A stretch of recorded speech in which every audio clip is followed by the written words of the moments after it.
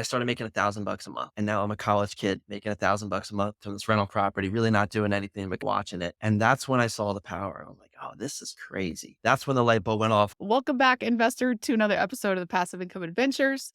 Today, we have a cool guest on with us, Cole Farrell, not Colin Farrell. Do you get that a lot? I do every once in a while, not related to Will Ferrell. Yeah. Everybody asks me if I'm related to Jerome Powell. I'm like, no, I'm not, I can't put in a good word for you with the leader of the Fed. Like, we just have the same last name. It's not that uncommon. All right. Yeah. One of these days, I'm going to show up to a family reunion and convince them that we're actually related. But Cole, thanks for coming on today. If you're new to this podcast, it's a show where we talk to people about their passive income journey. Sometimes we have people on who have had passive income, financial freedom for so long that they're bored and figuring out where to go from here.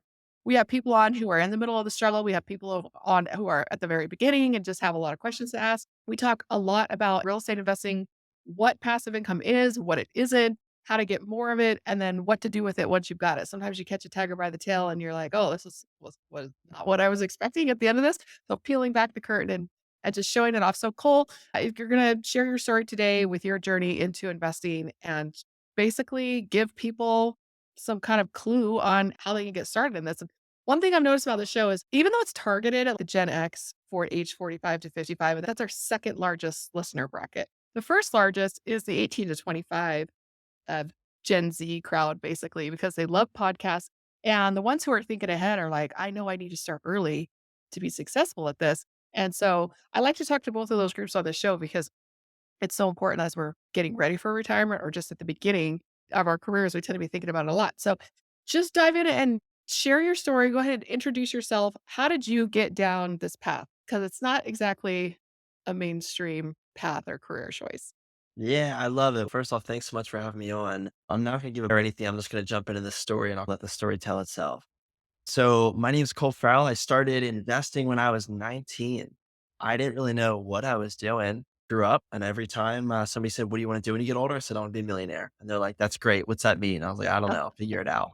And so I was hell bent on just becoming this millionaire, this idea.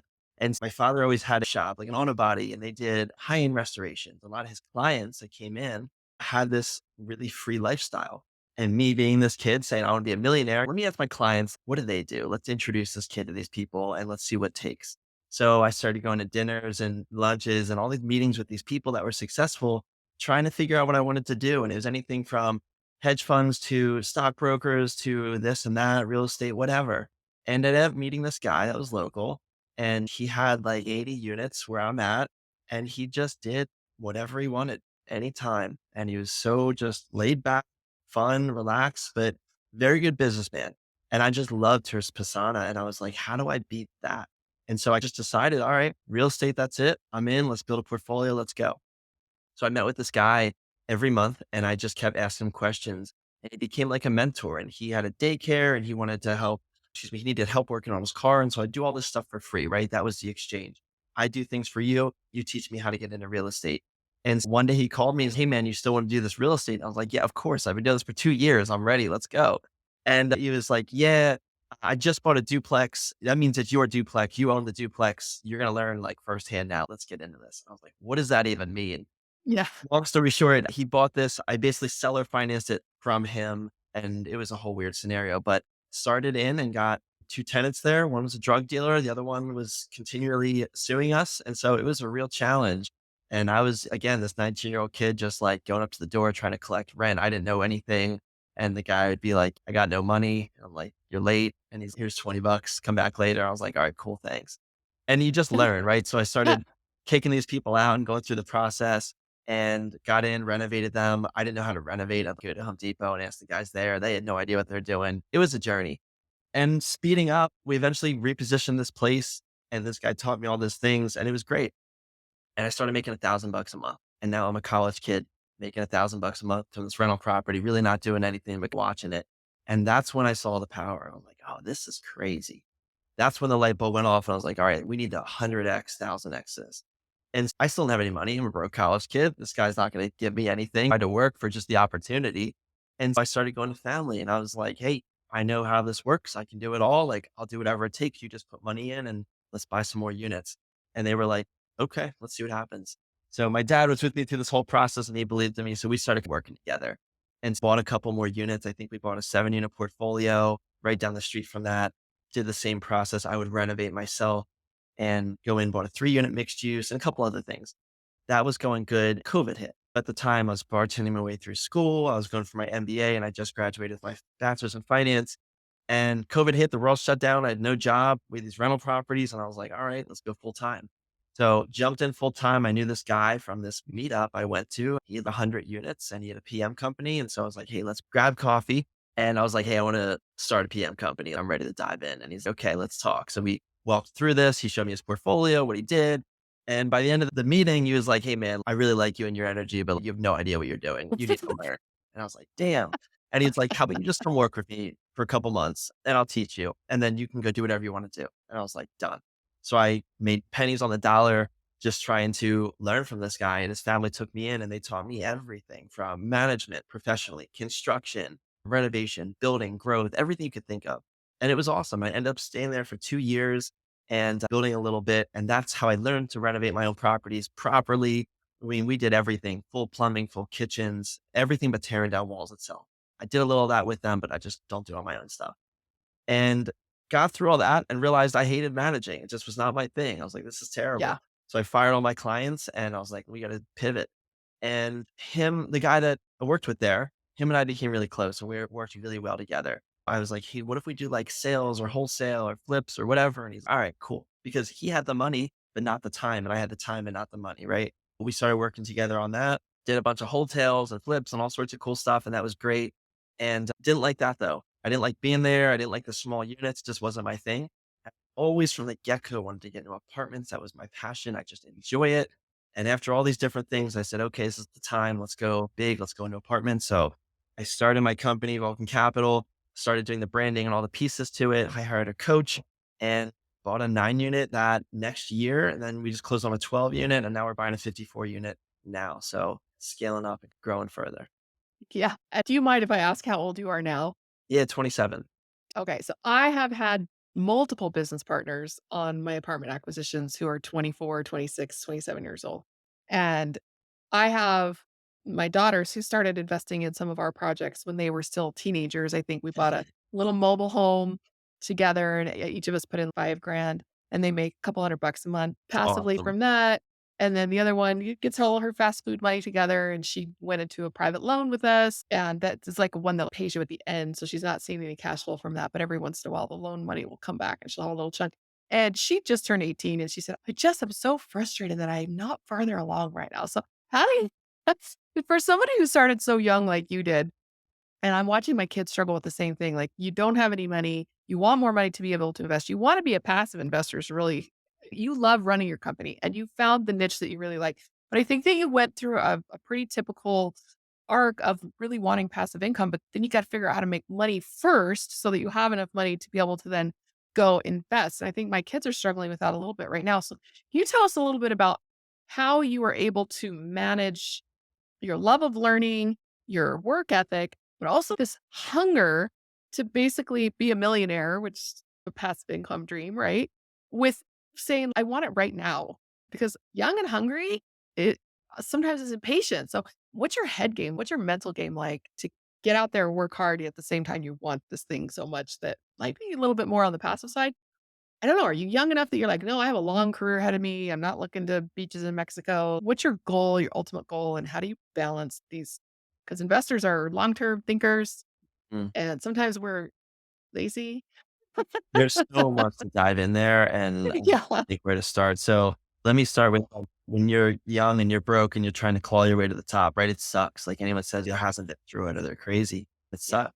And I'm sure wherever you start, it's tough, but it's just the part of you want something so bad and you're willing to do anything for it. You always forget that it's a time game. And that's something that I've only recently realized is no matter what I do, there's still a time aspect to it. It takes time to build wealth. It takes time to build equity. It just doesn't happen overnight.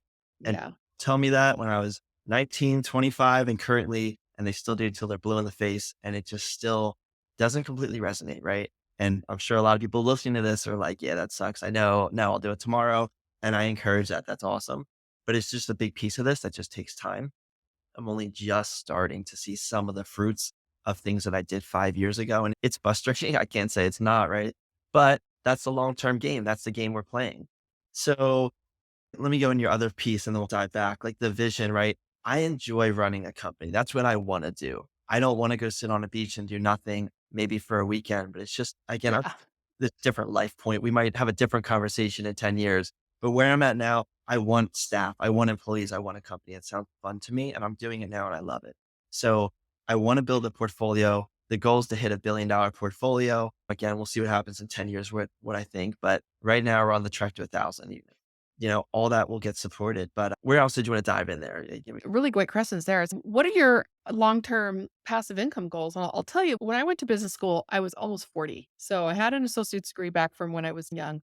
And then that school reached out to me years later and said, "Hey, we just launched our online program Mm, and we'll give you a big discount if you can pilot it for us." And I was like, "Sweet, I don't really need a bachelor's degree. I'm an entrepreneur," but they had an entrepreneurial management degree that they were going to give me for some crazy discount. I would be dumb to turn this opportunity down. So I'm in business school and I'm listening to Guy Kawasaki, and he was giving a little speech. He was young when I was young, right? And he was doing his stuff at Apple and becoming the big mover and the shaker, but I had lost track of his career talking like now that he's old. And he was like, "Would I choose inexperienced youth over somebody who's done this a lot?" And I'd choose a young guy any day of the week because he's out there, he's hungry, he's gonna work hard. I'm old and I really just want to take a break and just be able to take a step back and be able to mentor the younger guys and give my experience and my expertise to the next generation rather than trying to run everything myself. And I remember sitting there thinking, I was just about to turn 40 and I'm like, dude, I haven't even done anything and I really relate to you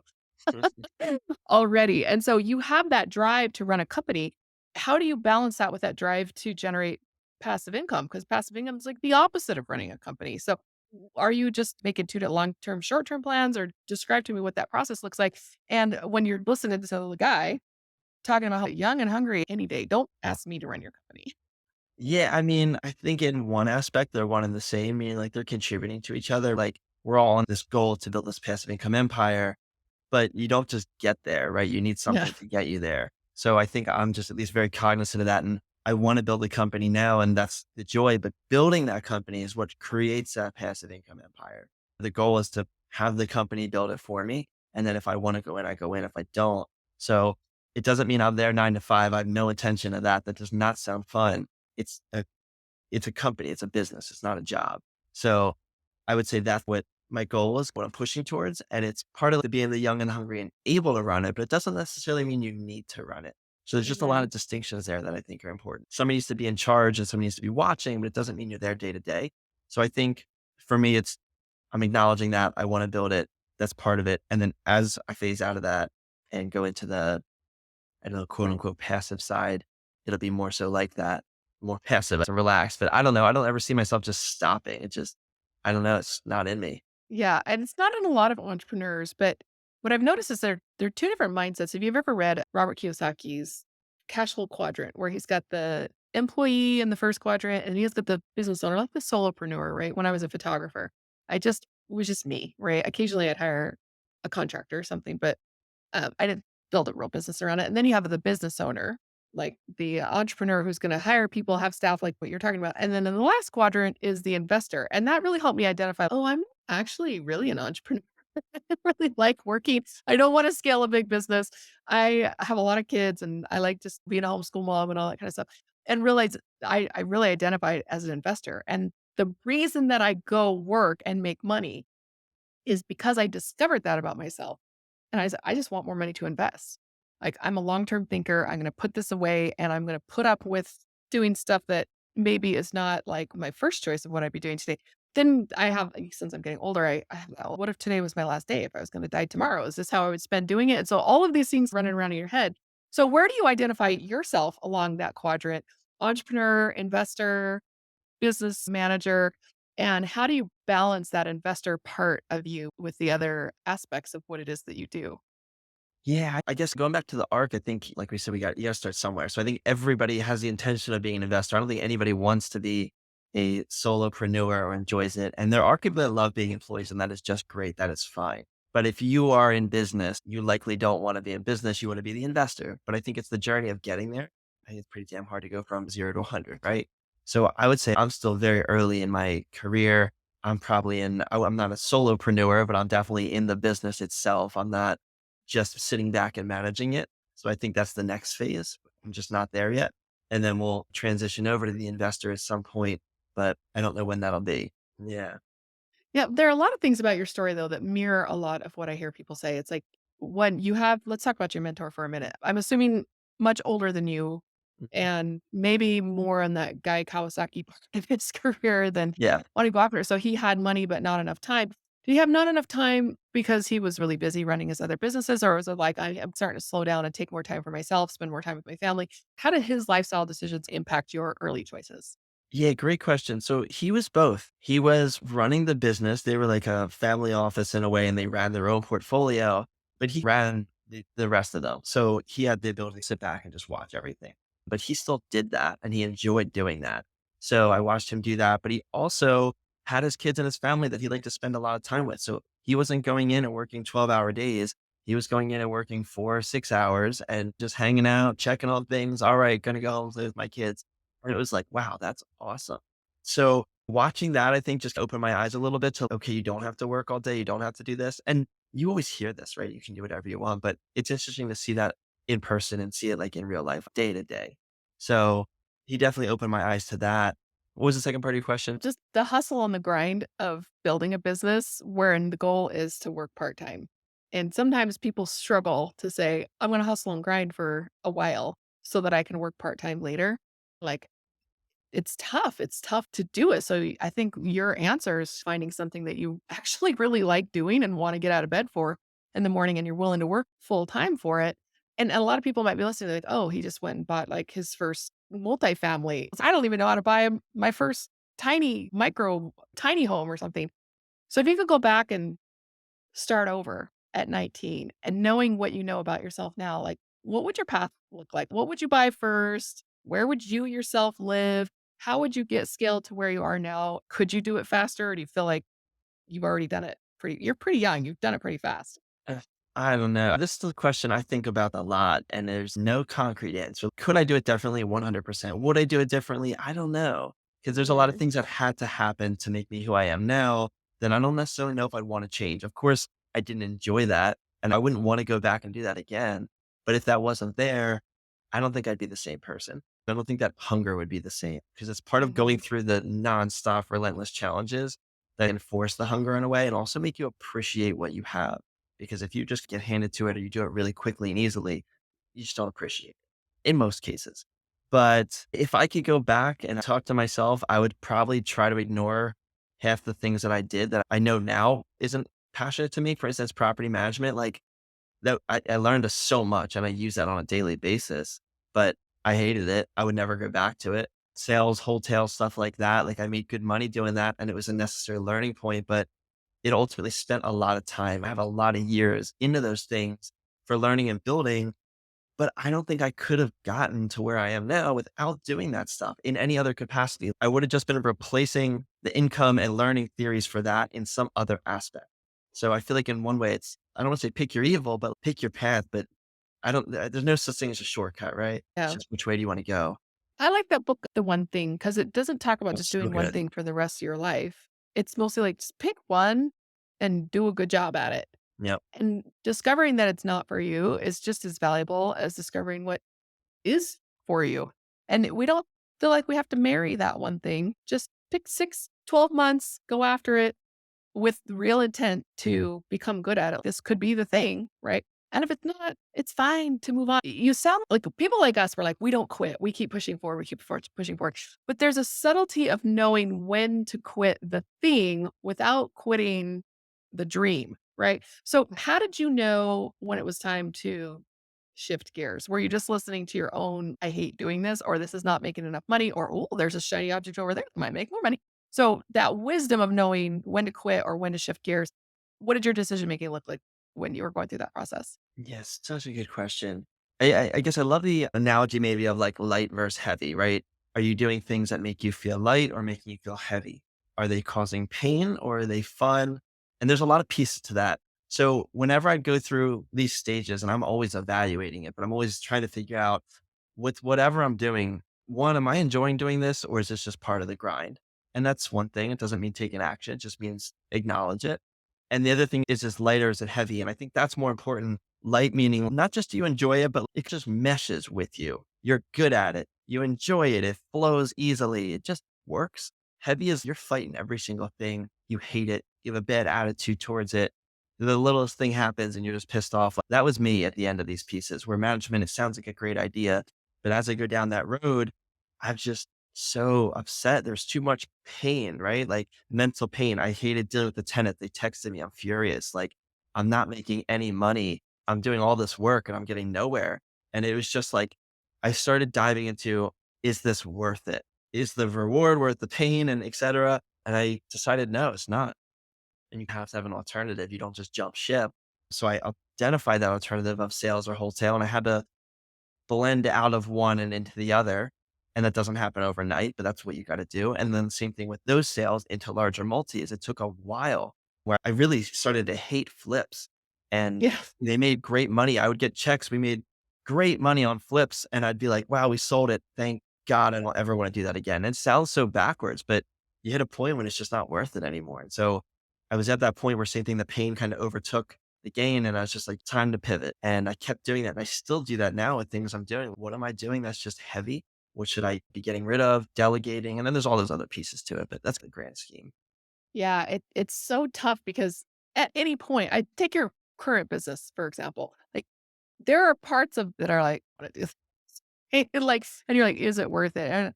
And not giving up too soon before you've hit critical mass. I feel like people often give up too fast. It takes a good year, especially in capital raising. I don't know if you've noticed this. It's a good 18-month runway before you really start getting any trust or any traction. And most people in this industry, they come in and then they quit because they wanted it for the passive income. They realize this is a real grind.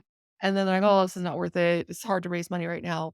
And they just quit before they really give themselves a chance to build that. Because at the Yeah. beginning, a lot of this stuff is hard, right? And so we're telling people, oh, you gotta grind, you gotta do the thing, but also know when to quit when you hate it. It's such a tricky it's such a tricky position to be in as an entrepreneur, but especially as a young entrepreneur, you got your whole career ahead of you and you are you feeling like pressure to pick the one thing that's gonna last 30 years instead of 3 years. That's the pressure, like you said, of trying to decide what you want to do and is it the right path? It's just, it's intense, but you got to run with it. And you're not going to know if it's the right choice unless you do it.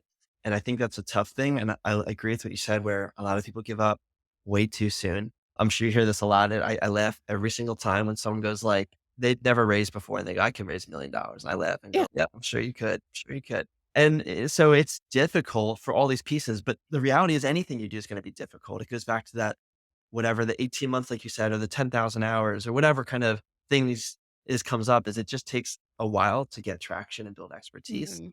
So as far as your question, the pressure of things ahead, I'm passionate about this. I've always enjoyed it. And I think that's a core thing with you trying to decide where you want to go. There's a lot of roads that are going to get you to that end goal, but you got to pick the one that, or I should say, go on a route that you think will take you there. And it likely won't. You're going to have to pivot and change. But as long as you stay on that core thread, you might go a little far left and then jump a little over to the right and come back, but you're still along that same line and you might not go direct, but you get there. There's no way to go direct. There's really no way to go direct. And I think even the value that you got, I want to back up a little bit to where how you found your mentors and how you found the wealthy people who first gave you a chance, either by training you, mentoring you, or by actually giving you money to go in and do what you want to do. So you see your mentors, probably most of them either had multiple careers at that point and had multiple streams of income that they're somehow trying to balance. Because if you have multiple streams of active income, that's like super challenging, right? You got to get one kind of self sustaining before you pull in another active stream of income. And then starting to add in those passive streams of income as you have more cash than you need for your daily living. You can start Yep. investing and truly getting passive from that. So seeing those guys, I was intrigued how you said you found them. Like your dad, my father-in-law is a mechanic. And a lot of people see a blue collar profession like that and they think to themselves, like, oh, well, I don't know anybody who has any money. Your customers have a lot. I mean, especially if you're doing classic car restoration. He Yeah. was going to classic car shows and restoring his old coupes and things like that. And he was meeting a lot of people out there that were wealthy and had money. And it's the same thing. It's like you go to your family and your friends and you're like, okay, now that I know what I'm doing, can you put some money in this? And how did you find those people? Because a lot of people just sit around and complain that they don't know any wealthy people. So how did you find them? And how could you translate that to the listener who's, I need to go find, my dad doesn't have a classic car shop. Like, how can they take that and apply that to their own situation? Yeah, that's a great question. So I guess let's look at it from two perspectives. Before you start, depending on where you're at in life, there's nothing wrong with just talking to people and trying to build relationships. Like that guy that my dad had as a customer, like it's not like that just was thrown in my direction and the guy loved me. It's, hey, we went to dinner and we used to work on that relationship. And I went to his office by myself for a long time before any trust was built there. So you just got to find somebody, whether it's a referral or referrals are a really good part for that. Do you know somebody that does this or that? And then you build the relationship. So to try to give it like a tangible way, it's so hard, but you just got to find someone somehow, go to events. You got to put yourself out there and just be you and just connect with people. And somebody somehow will fall into your path and you can make it work. And then as far as once you know what you're doing, you're intending to raise money, you're intending to build your business or whatever it is, you need with wealthy people to work with you and support you, et cetera. That's when I think you go much more intentional and you really got to put yourself out there. It's just a balance between where you're at in your career. Like when I started, I had a small, very small track record, right? Like you had something to show. I had a couple units, 10 units. Hey, I did this successfully. I can go do this with you over here on a bigger scale. So I had to have something to show them. It wasn't like, hey, you should invest 100,000 and I've never done this and whatever. Like you got to have something to show. But I went to meetups, every single meetup. I still do with my raising. Like I'm at a meetup every single night right now, meeting people, connecting, building those relationships. Anybody that I do know has gotten a bajillion texts and calls from me asking for referrals. And it's not like a bad way. It's just, hey, do you know anybody? Started a meetup, like a local meetup. So I've been running that for 3 years. And we bring on experts that have successful portfolios that want to tell their story. So you host these events where people can showcase that or a podcast or whatever it is. So all these ways, just something that you can attract people to or go to and meet those people. Where do they spend time? Yes. Oh, so it's so great. Like I remember talking to my husband when he was thinking about quitting his job. We didn't feel quite financially ready, but we are like you were talking about the blending in and the blending out. That's such a great visual. You don't just say, I'm going to quit this and I'm going to start this thing from scratch. Yeah. For a while, you're actually taking on more work during the transition because now you're trying to balance the new thing with the old thing before the old thing became self sustaining. Because some people can get multiple active streams of income when one kind of starts needing less babysitting. But as you're blending in and blending out, and he was saying like, I think I might want to quit my job. And so he's talking about how can we build up my real estate business so that he could come in and work in the real estate business and it could support the family by getting rid of his thing. And so your example of starting a meetup, going spending more time, and there were a lot of things that I should have been doing that I was not doing because they were a lot of work. So like a podcast is a perfect example. And he said, I will edit everything and take care of everything on the back end. And that's exactly what it is. I schedule my guests and set up the recording studio. And then I come in and I talk. And then afterwards, he does everything. He downloads, edits, makes the short clips, uploads it where it needs to go, sends out the follow-up email. He does everything. And I would not have done it if he had not come in and said, I will do this for you. You're one guy. There's a lot of stuff that I was not doing that I knew I should be doing as part of my thought leadership platform because I personally didn't have time. So how do you make time for it? And a lot of my partners who are in their mid 20s, like they're ready to start getting into either serious relationships, buying their first house, like having some kids, and they're looking at their personal life needs to really start taking a lot more of their time. So tell me about your time management strategies, doing what you know you need to do, not just about motivation, but it's also just about, I got a lot of stuff going on. How do you fit it all in? You can't, but you try. That's the answer. One of the things I've heard more recently, and I think I've always done this, I just did it unintentionally and back to visuals. I love this, is there's a thing called like the four burner theory. Have you ever heard of this? I don't think so, So actually. you This is picture like an oven or something like that, right? And you have okay. four Yeah. burners. There's career, there's family, there's friends, and damn it, there's a fourth one. I can't remember. Maybe it's like fun activities or something like that. But there's Okay. always four. They never change. And you can only ever actually have two full burners on. It's like a law, Mm, basically. I'm not saying you should. It's like you can't. So you could do like one burning really hot and then maybe a half and a half. You can never have all four on. And the whole point is like, how do you manage this? If you want to have your crazy great career and you want to be taking off, that needs to be on full burner and something else has to be off, whether it's relaxing or friends or family, something is not getting the attention it needs. And you have to be okay with that. and you got to decide where that's going to go. And so I spent a lot of time thinking about that. Where's my energy going? And I know it can't be going to all the things I want to do. So you got to sacrifice. And it's tough. In my stage right now, I'm sacrificing, unfortunately, like a lot of friendships and close relationships and definitely fun and sanity for building the career, keeping family close. And it ebbs and flows. It's not like you turn it on and then it stays on. It's ebbs and flows, Yeah. right? You have periods and seasons. But that's it. To expand on that a little more, though, I really try to break my day down in different ways Hmm. that helps me at least. The morning, it's time with my wife and enjoy that. And we hang out at home, work really hard during the day, and that's full focus. And then whether it's family or friends at night, like that's kind of it. But you got to segment it. It can't all blur together. But one last thing I'll say, and I always share this, I think it's so important, is whether it's like family, friends, or whatever, or especially work, I run by a thing called MINS, MINS, your most important next step.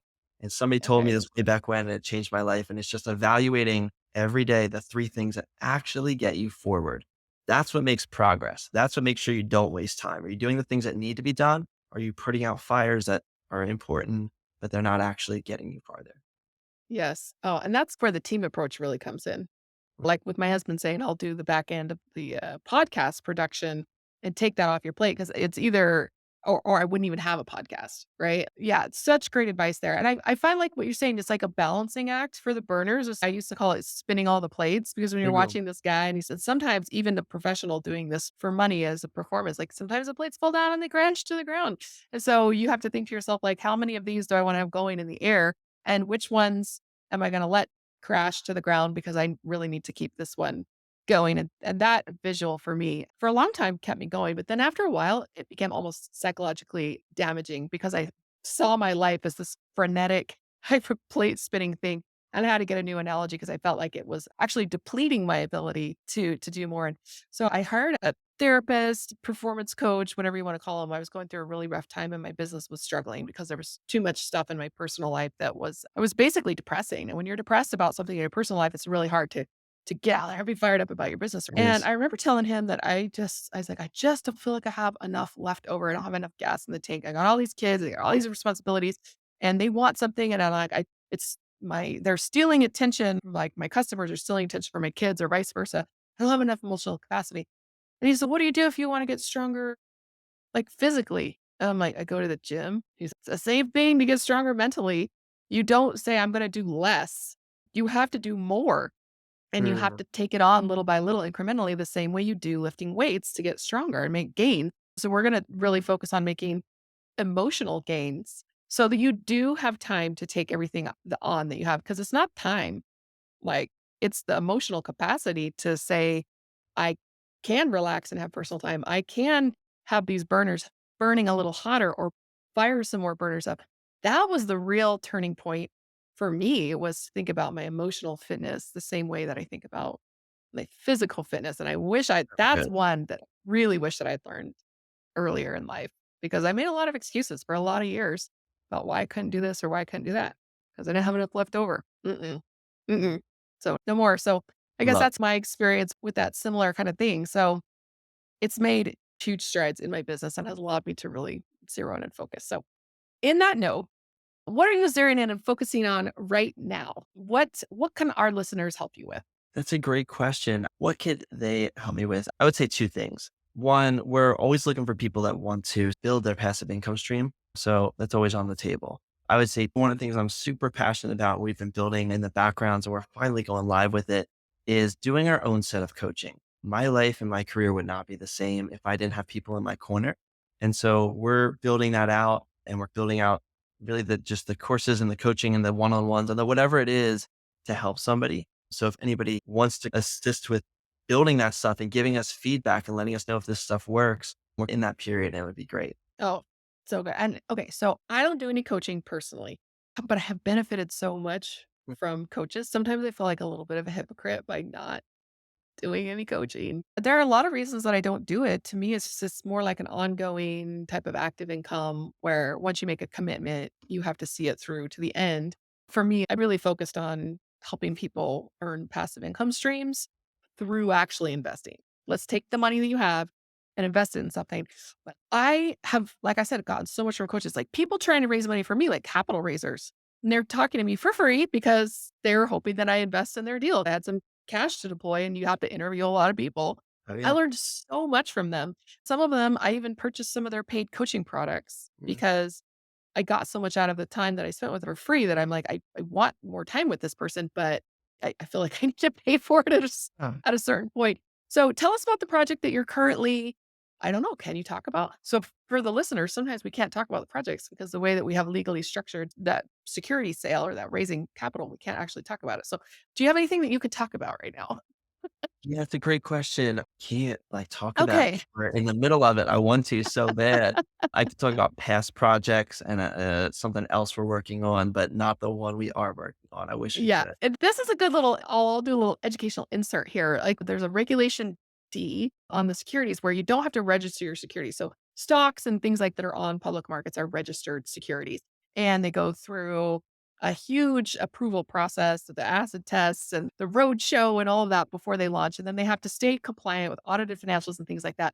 And that's why a 16-year-old can open up a Robinhood account, throw money at it. You don't have to be an accredited investor, you don't have to have any education. These are highly regulated, which means they're also highly liquid, which means they're also highly volatile. And so, one of the things about private markets that I like is because we're not marking prices every single day the way you are in the stock market. The prices or the value of the underlying asset, whether it's the business or a piece of real estate, aren't fluctuating so fast.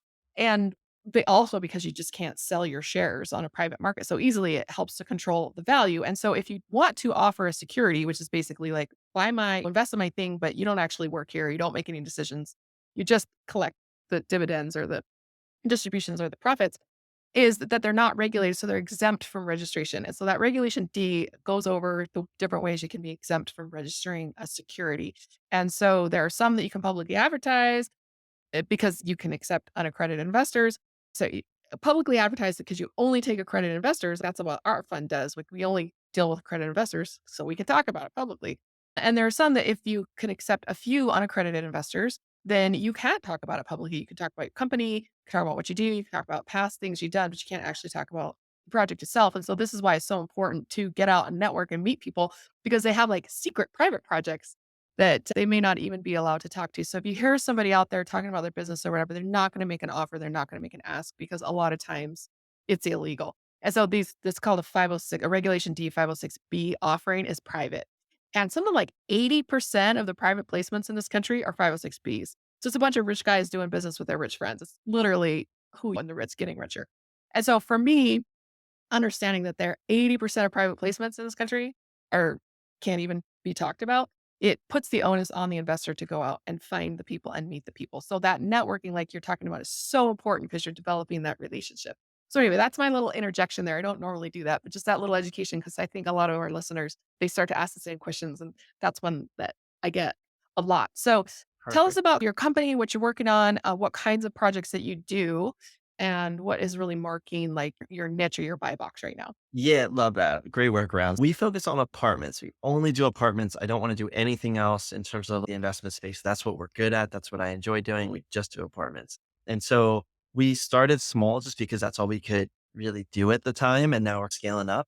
So, anyways, we started with a 9 unit with the intention everything we do is value add. If you don't know what that is, it's buying something that's already existing, that's in rough shape, either financially or physically, usually both, and then you're improving it, right? You're making it worth a lot more money by operational efficiencies and or just general physicality. So we focus on the value add. A lot of the stuff we do is direct to owner. So I think every deal I've done so far is direct to owner. I talk to a bajillion brokers and always push those deals, but they just never actually work.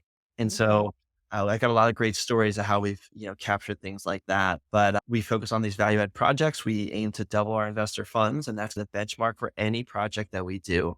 And right now we're trying to find anything from 30 to 100 units. We're not at the stage where we want to go tackle a 500 unit. It's not that we can't. It's just that we're really good at the space that we're in right now. So we want to stick to that.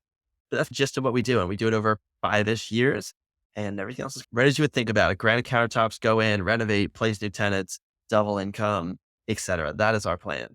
Yeah, definitely. And I like the plan that you're niching down. When we are saying we're supposed to have multiple streams of income, it's you have to build that up over time. Some of Yeah. them have to be passive because you really can't be an expert at very many things. And when you're investing with somebody, I like to hear that they're a specialist at something and but also maybe preaching diversification. It's I always tell people is I want some of your investor dollars. And Cole can have some of your investor dollars. And maybe you should go invest in something that has nothing to do with real estate because diversification is really important. And part of making passive income is choosing people to run the business for you who are really good at what they do and really niche down and focus. What is it about multifamily that you're liking better than, say, like duplexes and triplexes? Yeah, the scalability, right? And this is what everybody says, and it's the truth. The more units, the more money you should be making. It's not always the case, but if you're buying a 50 unit and you're buying a 2 unit, you're going to be making more off the 50. It's just part of scale. It's the ability to actually, I would say, grow quicker. Like if I buy 250 units, it's easier to manage these two projects under one roof or one property with the same people rather than, let's say, 50 duplexes. It's a lot more problems, a lot more sewer lines. There's just a lot more things. And I've been Yeah. on both sides of the spectrum. And I'm saying from the other side that this is, for me, the better way to go. And I would advise everybody else to go that way. A Yeah. lot of people I know focus on the small multi and they love it. And that's cool.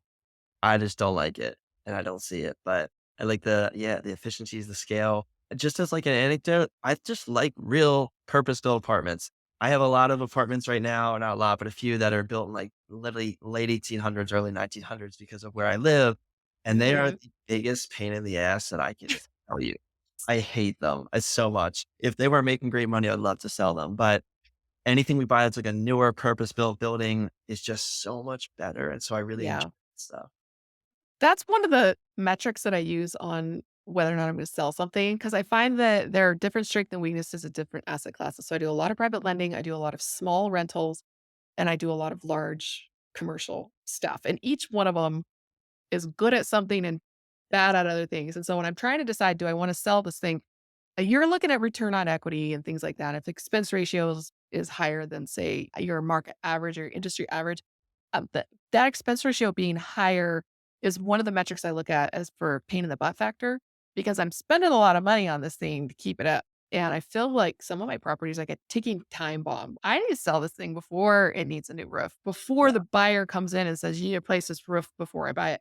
So I tend to dump things when they're still performing well that I feel like it aging, like a man dumping his wife for a younger model. And so I really relate to what you're saying there because there are certain buildings that their expense ratios are just higher because they're just thirsty properties that are always going to need more maintenance. Once you've done the initial capex, you don't do the whole everything. And so I feel like there are certain Right. large capex projects that are still ticking time bombs. And I don't want to hold that property for 10 years. I want to hold it for 5. So I only like to hold long term on newer purpose built stuff that's easy to maintain. Yeah, and speaking of maintain, it just it's different. If you have to replace a sewer line in an 80s build versus something built in 1900, this is just a different game.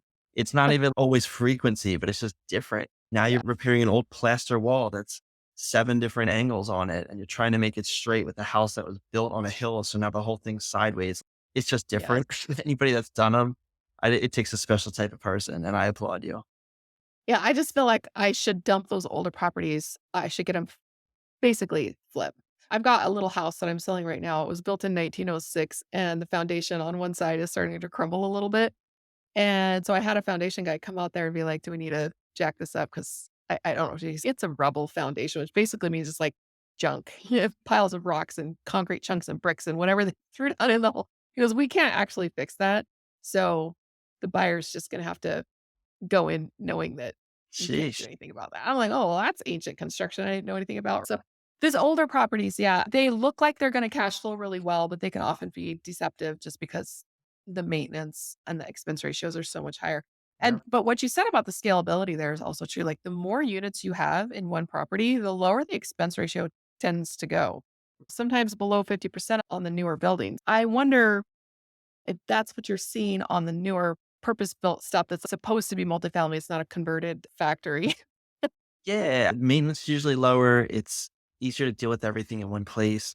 If you're buying like a duplex, you're not adding amenities. You're not creating a community. And it's pretty difficult to change a community unless you're buying the whole block, which you're Mhm. essentially buying a multifamily at that point. One of the things, again, this is my opinion and everybody's got their own, but I like the apartments too, just because you have like your own little world that you get to run. You get to add in a pool or an office or whatever, and you get to shape these people's lives or the community. It's very cool. It's cool to have a product that really is just beautiful, but also different. So we go with the intention that if we're going to do the project, we would live in that area and we would live in that property. I think it's just preference in some aspect, but yeah.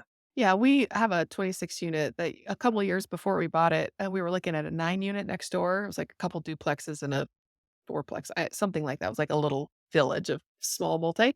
And I was looking at this 26 unit next door and I said, I don't really want to buy this 9 unit because this 26 unit is scary. It's like ruining the whole neighborhood. And one of the ladies in the 9 unit, she said, if you're going to buy this, can you buy that one next door and fix it up? Because I'm afraid to let my son walk down the street. And I just laugh like, I'm not going to buy a 26 unit. I can barely buy a duplex. Right. And then a couple of years later, I was at an event, a meetup, just like you're talking about. I went and I spent some money and flew to Florida to go to this meetup. And the guy that was speaking, I was sitting next to his wife. And his wife, during the middle of his speech, she goes, I heard this speech 100 times. She's like, she's on, wants to chat with me. She's, what do you do? And I said, I buy apartment building. She says, oh, my grandma just died and we don't know what to do with her apartment building. And it was that 26 Are unit you on the kidding? other side of the country. I could not No. believe it. And so afterwards, she and her husband and I got together and talked about, we're going to buy this 26 unit. And what you just said there, like we went in and I did like my heart and soul into this building to make it better because I knew that it would lift the entire block and make the entire area better if we could fix this kind of sore on that little neighborhood. And I remember our first apartment that we renovated, the cleaning lady walked in and she said, oh, wow. I was not expecting this, right? This place has been, so bad. She's, this looks amazing. Like a Pinterest board, because not that we spent very much money on the renovation. We just were intentional about the items that we chose to make it look really good. I love that you said that. It's not like controlling the community. It's more like just building a place that people can be proud to live and feel Right. safe to live there. So much satisfaction from that. It is. It's Yeah. nice. You can really be passionate about what you do. It's not just, oh, I just collect rent and make money. It's no, we're really changing communities, we're changing lives, we're helping people, etc. Yeah. And this is the kind of stuff that like we run these businesses on your behalf so that you can get passive income by letting somebody else run the business for you because we're passionate about it. And I guarantee most of our listeners, some of them really love real estate and want to start a real estate business. But a lot of them are like, how do I make money in real estate without having to actually run the real estate? Because they know how challenging it is. And you really have to be passionate when something is this hard to do. It's so funny though, because I have so many people that come through our programs and we talk to them, right? What do you want to do? And they're like, I want to build my own portfolio. I'm like, okay, tell me about you. Let's talk about everything. They tell me about their job, their career, their family, and everything. And they're like, okay, I want 100 units. And we're like, why? We go through the income and stuff. I'm like, look, I just want to back up here. That is like the worst decision you can make. Like you building your own portfolio is such a mistake. Like you don't understand how much time, effort, and things it takes to go into this. Like you should be Mhm. putting this with somebody. It doesn't mean me. It just means somewhere because that's not the right choice. I have Mhm. this conversation so many times with people. Yes. If people want to make a career shift into a real estate business and they want to eventually quit their job, not quit their job for the passive income that real estate derives, quit their job to run a real estate business Yeah. because they want to do that as a career choice. It's somebody like a kid coming to you and saying, I want to be a police officer.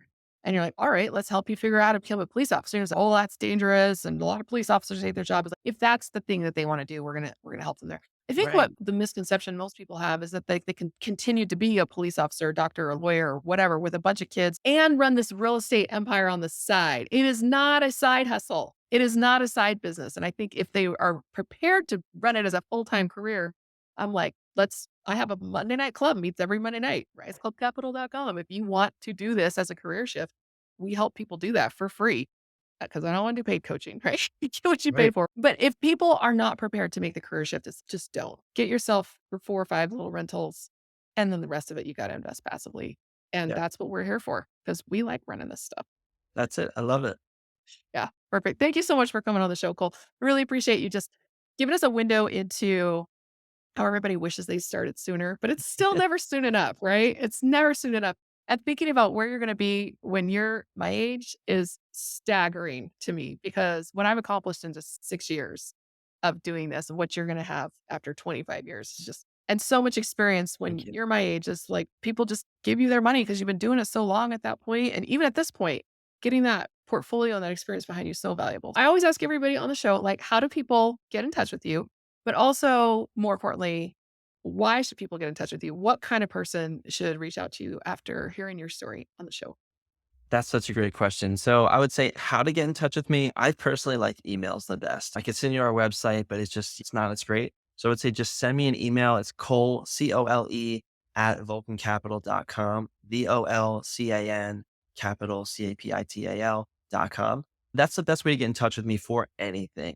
And the person that I would love to reach out is somebody that doesn't know the next step, I would say. Somebody that maybe wants to invest in something, probably real estate, or they might want to buy, like, they don't know if they want to buy a 2 unit or a 50 unit. They don't know if they should do passive or not. So it just knows they should invest. They understand real estate is the most powerful thing in the world to build your financial freedom, but they don't know what to do with that knowledge. That's who I would love to talk to, just because I can guide you in a bunch of different ways. And wherever that goes, I can give you a little head start there, which I think would be helpful. Awesome. Such good information. I really enjoyed hearing your story and sharing it. Like I said, we have listeners who are like Gen Xers like me, but huge portion of them are Gen Zers or even younger millennials who are just trying to figure out which direction to go. And you really shared a lot of great advice on career advice, business advice, real estate, and investing advice. So we really ran the gamut. I appreciate you spending some time. So be sure to reach out to Cole after the show. If you want to jump on a call, just get on that email. That email is the next best step when you're thinking to yourself, like, what is the next best step right now? It's just get on the phone with somebody and talk to them. And we will direct you to resources. If we don't know, like this is like my 90 something ish podcast. And so if I can't help you, I know somebody who can. Yeah. So jump on our calendars. Mine's at bestwithemma.com. It's super easy to schedule. And we have all sorts of free stuff that you can learn from before you're ready to pull the trigger and actually make that passive investment. We want to make sure that you're well educated, you're prepared, and you're ready to go, and that we've built a relationship of trust. And the only way to do that is to start building it the next best step. So thank you so much, Cole. And I will definitely need to have you back on in a year or two and mark your progress and kind of keep track because I feel like you've got the right mindset and you're actually doing the thing. So congratulations. Thank you Well, for being thank on you the so show. much. Thank you for the kind words. Thank you for having me on. It's been a really fun time. I enjoyed it. So thank you so much. All right. Thank you for joining us today, investor. And be sure to reach out and tell us about the next passive income venture that you want to go on and see if we can help you with it. Until next time.